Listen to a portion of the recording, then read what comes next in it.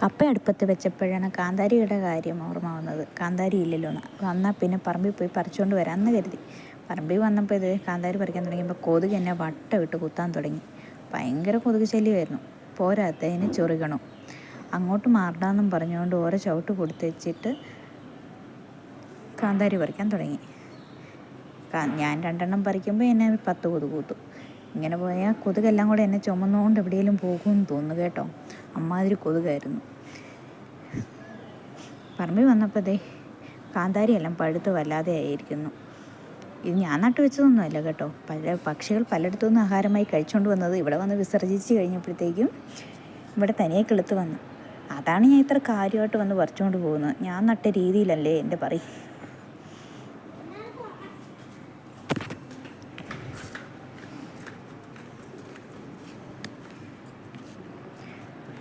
അങ്ങനെ പറിച്ച് ലാസ്റ്റ് ഒടുവിൽ ഇത്രയും കിട്ടി. ഇനി നമുക്ക് വീട്ടിൽ പോയി ബാക്കി കപ്പ വെന്തോന്നും കൂടെ നോക്കാം.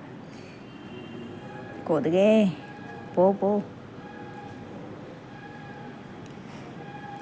ഈ ക്യാമറ വെട്ടുന്ന മൊത്തം ഈ കൊതുകിനെ ഓടിച്ച് ചൊറിയുന്ന സമയത്താണ് കേട്ടോ.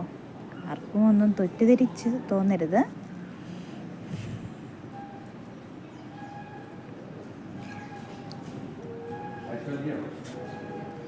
അങ്ങനെ വീട്ടിൽ വന്നു. കപ്പ വേകാറായി. കാന്താരി മുളക് പൊട്ടിച്ച് കാന്താരി കപ്പ പുഴുങ്ങിയതും ഓക്കെ.